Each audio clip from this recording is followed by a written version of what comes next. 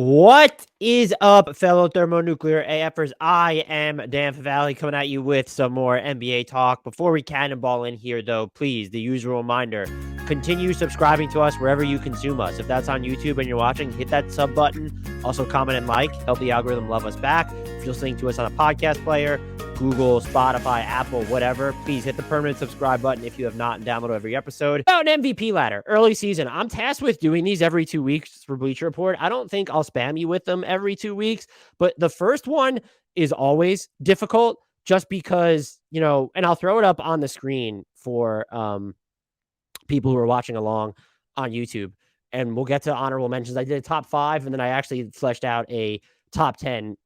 What's so interesting, though, about doing an MVP ladder right now when we're fewer than 8 games into the season for everybody, the MVP ladders are both brutal and beautiful. The margin of separation is so terrifically thin that it makes ironing out a definitive hierarchy rewardingly wrenching. And it's basically the, Tony Horton P90X. I hate it, but I love it video, which is what I posted when I was knee deep in writing it because it was so tough. As a reminder, like, the first MVP ladder of this season is based on everything I have seen and we have seen entering games on Halloween. I did not take those games into account, even though I just watched the Raptors absolutely slaughter the Hawks. The game was sort of close, though, like for 3.5 quarters. There is a dash and dab of, is so-and-so's performance sustainable, peppered throughout the final pecking order. Beyond that, though, I'm not really trying to project. What also makes this difficult, interpretations of the NBA's MVP award vary across the board. How much should team success reflect the selection? Does a player's case get diluted by having, does a player's case get diluted by having enviable talent around him? Should players receive pomp and circumstance for lifeline usage and thriving within a shallower supporting cast? I can't pretend to have all the answers here. And I've always sort of viewed the MVP ladder as just, okay, which player uplifts his team the most? Circumstances be damned. Where, yeah, it matters what Jokic did with the Nuggets, 2 of their 3 best players out last season. But, like, if you're also uplifting a team, a better team, but you're still uplifting them a crap ton, it's arguably harder to take a really good team to title contender status, to take what would be a team that sucks without you to, like, oh, they're like respectable, or they're really good. That jump is just a little bit easier to make than the one I just outlined. So I try to just view it through who uplifts his current team the most and would do so in nearly any other situation. Make no mistake, though, this order is going to change throughout the year. No one is untouchable right now, even though I think number 1 is pretty clear cut. And I considered over 15 names just across the top 5. Winnowing that list down was painful. Rest assured, I thoroughly hate myself. So just very brief recap. Instead, or like always, this ranking is meant to reflect a snapshot in time, what my ballot would look like if the season ended right now, which thankfully it does not, because after this should be obvious number 1 entry, things get debatable as hell. We start, though, with the honorable mentions, and which is basically 10 through 6 for me.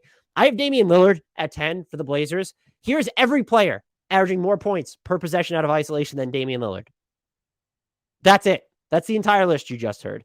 That's not Lillard's entire case. He remains an offensive cheat code across so many different usage types, and his defensive energy is picked up to boot.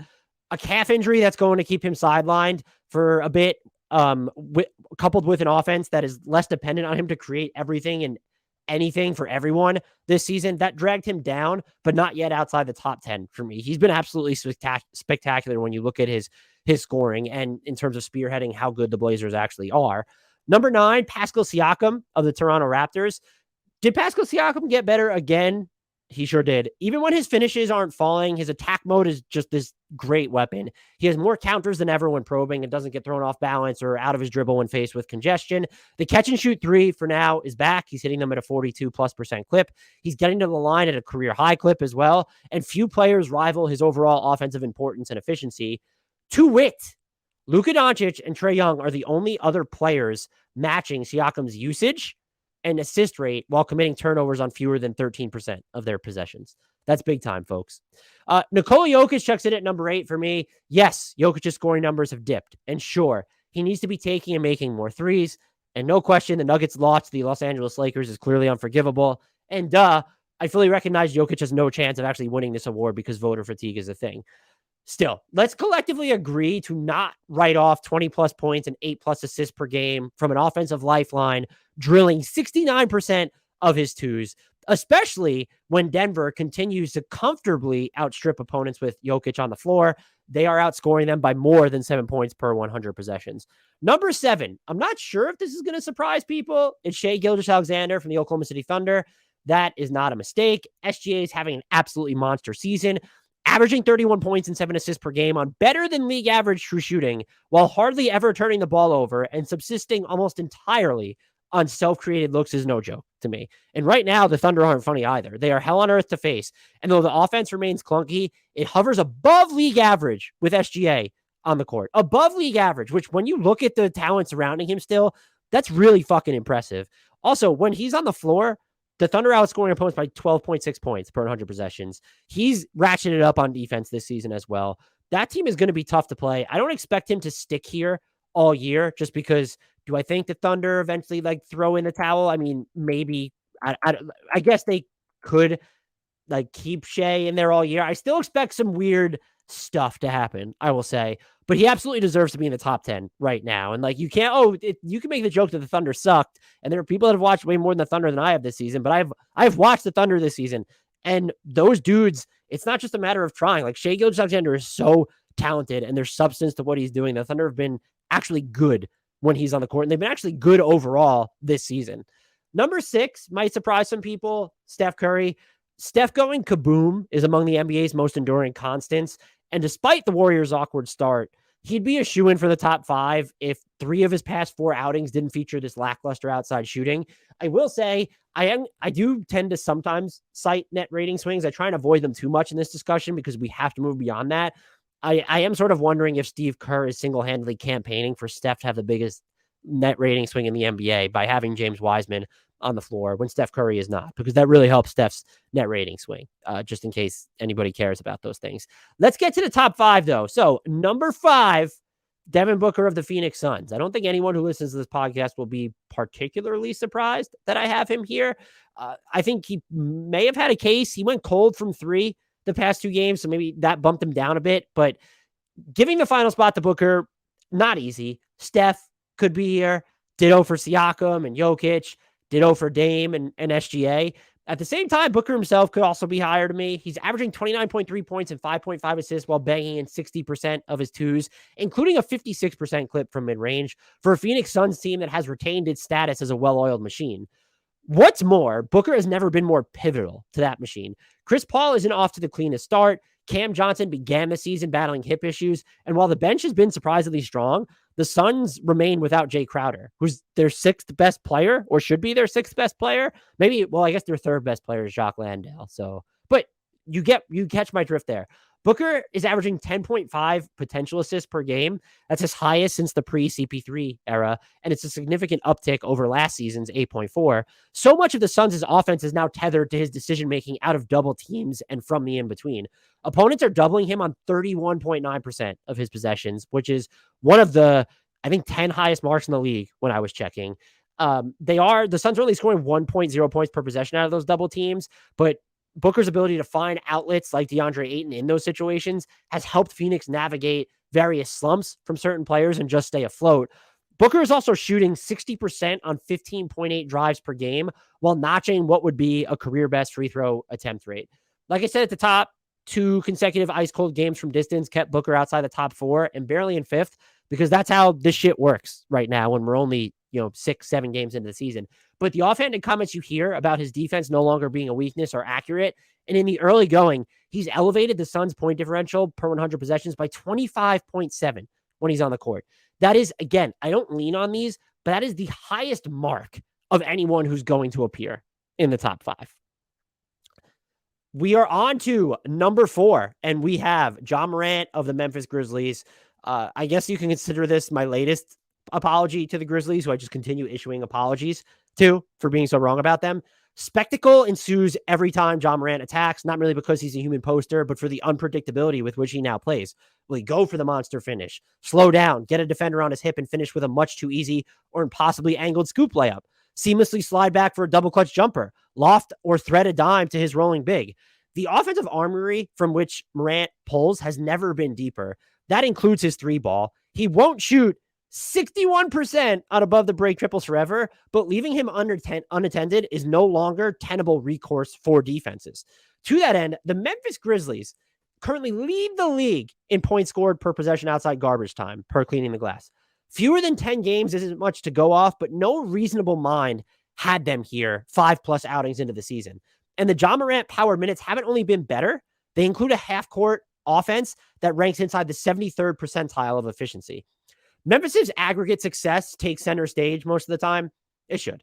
The Grizzlies collectively traffic in defying expectations. But this year's defense is off to a rocky start without Jaren Jackson Jr. And the impressive Santi Aldama ranks second on the team in total minutes. Again, Santi Aldama, been impressive. He's still second on the team in total minutes. These are not picturesque circumstances, which makes Morant's 32.6 points and 6.7 assists on the highest true shooting percentage, 66.2, that you'll see within this discussion, much more impressive and that much more mission critical to what Memphis is doing. Number 3 on here, this was tough. I'm not going to lie. Luka Doncic. I think this might be in the minority. I'm not sure, and I kind of hope it's not because I don't try to be purposely incendiary. Figuring out where to place Luka was and is and might remain a struggle. On the one hand, his 36.7 points per game lead the association. He pairs that distinction with 8.7 assists per game and a jaw-jutting 65% conversion rate inside the arc. The level to which the Mavericks depend on him still shouldn't exist. His 40.9 usage rate would be the second highest in NBA history behind only 2016-2017 Russell Westbrook, who, by the way, won MVP honors. And yet, Doncic partners this historical centrality with a turnover rate south of 9. The word you're looking for here is what the fuck. Those are words. So how? The word you're looking for is how. It shouldn't be possible to blend the degree of difficulty on so many of his passes with such economical possession control. On the other hand, Doncic is so far shooting a career-low 22.6% from 3, and his offensive monopolization directly contributes to the Mavericks altogether punting on transition and any sort of variable cadence whatsoever.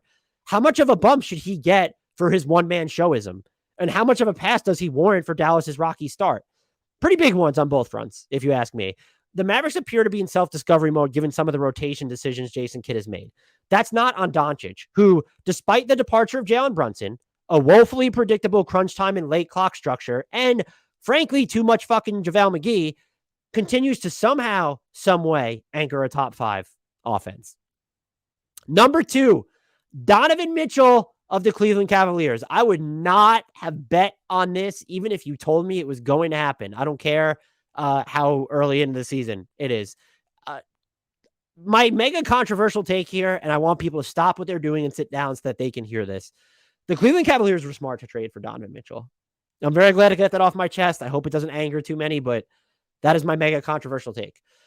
Though the Cavs have cobbled together a more effective bench rotation than I expected, which related, holy crap, Kevin Love, Mitchell has been the life force for an offense that ranks 6th in points scored per possession, despite playing almost entirely without Darius Garland and experimenting with imperfect solutions at the 3. On another related note, that Dean Wade extension was highway robbery by Cleveland. He's fantastic. The numbers here speak deafening volumes. Mitchell is averaging 32.2 points and 7.3 assists while knocking down 52.6% of his twos and a sanity-shattering 45.5% of his threes. He's thrown more errant passes than normal, but that comes with figuring out timing and fit with a completely new team, missing the primary playmaker off which you were supposed to operate. At this moment, I don't think there's a hotter rim and 3 scorer in the league. Mitchell is shooting 73% at the basket and 62% on 16.3 drives per game. And his 52.9% clip on off the dribble threes leads the field of everyone who's attempted at least 15 of those looks. Whether Mitchell can maintain this pace is a matter of course. There is no ceiling on the 2022-2023 Cavs, but the complexion of the offense will change once Garland rejoins the rotation. Mitchell's singular excellence may pull back as a result. I'd still bet against it materially dissipating here. Number 1, you know it. I know it. At least we all should know it. Giannis Antetokounmpo. I'm going to try and give some words to this, but Giannis Antetokounmpo is beyond words. He's relentlessly dominant everywhere, against everyone, without fail. There continues to be an unprecedented unstoppability with which he plays. Can he fall to in love with the mid-range from where he's shooting 29%? Yeah, sure. He can also flip a switch and resume attacking the basket in what opposing defenses can only describe as hopelessly unguardable avalanches. It has become a cliche to wonder aloud whether the mothership will ever call him home and ruin the NBA experience for all of us, quite frankly. That doesn't make it untrue. His numbers shouldn't exist in this timeline or dimension. Through 5 games, he's averaging 34.4 points, 14 rebounds, 5.8 assists, and 1.6 blocks, while downing 65.2% of his twos and what the hell, why not, 35.3% of his threes. The defense is as standout as ever. Has there ever been a more effective weak side helper or someone seemingly so emotionally invested in the outcome of every possession he takes each basket personally? I'm not sure, but I do know Giannis once again ranks among the best high volume stoppers at the rim. And more importantly, I know that the Milwaukee Bucks sit atop the East and the entire NBA without Chris Middleton or Pat Connaughton because of Giannis. That is my MVP ladder, top 10. Let me know what you think in the comments, in my mentions, whatever. Please remember to subscribe on YouTube, on your podcast player. Download every episode from the podcast player. Interact with us. Join our Discord. The link to that is in the podcast and YouTube descriptions if you want to go more in depth and help with the community or interact with the community that we've been building. Lots of good conversations happening there. Maybe as we even record this, really think about that. Follow us on the socials, which are both in the podcast and YouTube description. Until next time, I'll leave you the shout out to the one, the only, the guy who just missed this MVP ladder because he's on his own MVP ladder because there needs to be a number better, more superior than 1. That is Frank Ntilikina.